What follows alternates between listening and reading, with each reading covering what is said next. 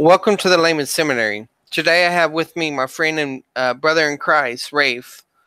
He's mainly here for support as I do this intermediate video. Of course, I'm not able to meet with Josh today, not only because it's Father's Day, but he's also having to do some military training and teaching, and so he's not able to be with us at this time. So today what we're going to be doing is we're going to continue our series on basically intermediate Greek syntax and translation as we examine First John to be able to learn those syntactical categories. And basically our overall approach, let me turn the slideshow on so y'all can see this bigger. 1 second, there we go. Basically our overall approach is, in the previous videos we've talked about each case, and then we did a classification of the words that were in the passage of First John that we were looking at to do that. And in the previous video I gave an overview of the perfect tense. In this one I'm going to give an overview of the imperfect, and then the next video I'll deal with the other tenses that you see mentioned there. So basically what I'm trying to do is I'm trying to orient us to the different pieces of grammar and the associated syntactical categories with it, so that whenever we actually get into translation, we'll be able to deal with these categories that we've already been exposed to and hopefully translate the force. This is a chart I made that whenever I would suggest that if when you're taking intermediate Greek, or if you're studying on your own, that you make a chart like this where you put the cases at the top and you put the categories to the side. And what I've found is the categories that I have in this chart right here that are to the side, these are categories that show up underneath more than one case. And so that's kind of helpful because you recognize, you get oriented to one term, for example, apposition in the nominative or something, and then when you come across the word apposition again, it's not so difficult because you're like, oh, okay, it's not as many categories as I thought I had to remember. Because whenever you look at Wallace's grammar or Going Deeper or other grammars, you're like, man, that thing's thick. That's a lot of information. That's a lot of categories. Even though they say only focus on the arrow categories or only focus on these, it's still a lot. But if you make a chart like this, it kind of simplifies things and is not so overwhelming. Now, this next slide I made is showing the categories that are unique to each case. And so you can see that there's a lot of unique ones for the genitive, but pretty much the genitive for the most part is common sense. You can, when you're reading the text, you can tell, and these categories are going to start popping up in your head whenever you're reading them. So I mean, some of these are just pretty much common sense, and once you're oriented and exposed to them, and watch those previous videos, and you'll see what I mean. But this helps you recognize, okay, there are a few unique things I had to learn about for each case, and we've already covered these in the previous videos. But this just helps you recognize, okay, I'm not having to learn a lot of new stuff. I'm being exposed to similar concepts over and over again.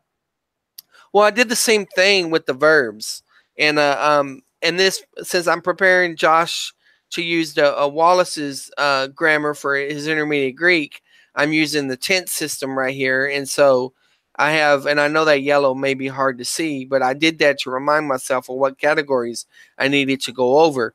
So you have the present tense at the top, the imperfect, the future, the aorist, the perfect, and the pluperfect.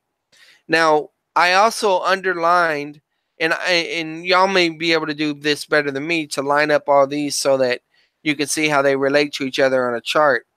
But what I did to help me see the repeated idea, or the repeated category, I mean, is I underlined them. So like, for example, you have a present progressive, you have an imperfect progressive, you have a future progressive, and you also have progressive insurance. But you have to talk to Flo about that one. Just joking. Rafe, you get that? Anyway, so basically what we got going on is you kind of, just like the previous chart with the cases, this should hopefully take the load off and recognize, oh, okay, I'm being exposed to the same category and I'm learning particular nuances, but it's not so overwhelming after all. And this was a slide that I was going to talk about the perfect, but I already talked about that in the last video. So I'm going to go ahead and go into the imperfect. Um, a good passage for me to introduce the imperfect is John chapter 1. In the beginning was the Word, and and the rest of it says, and the Word was with God, the Word was God. When it says was, that word is the imperfect form of a me, and we'll talk about it later when we actually translate First John, where it also appears. But basically, that in that passage, based on that context, it could be translated as "in the beginning kept on being the Word." In other words, it may refer to the eternal existence of Jesus Christ as the Word, or the second member of the Trinity as the Word. So when we look at these categories at imperfect, we have a progressive or descriptive. And this describes an action or state that's in progress in past time. And so, for example, we might say something was continually doing. And you should know from first year that the imperfect is usually what was or were with the ing word associated with it. Like, for example, was studying. It doesn't necessarily indicate that you stopped studying, but it's repeated action or in past time as the general category. Then you have the inceptive or the ingressive. You could think of that movie Inception, if that helps you any. But basically, this is the concept that you're stressing the beginning of the action, and then it also associates the implication that it's continued for some time. Then you have iterative, like I explained before. Let me reiterate, which is repeated action in past time. And so that force of that will be kept doing. You kept on doing.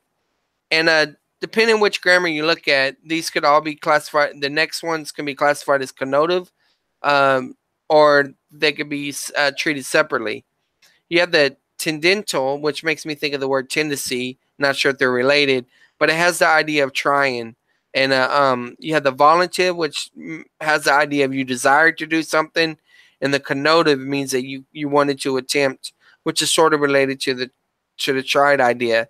So the point is sometimes the imperfect is used to say, for example, I think an example from scripture is I was persecuting the church, or I was attempting to destroy the church.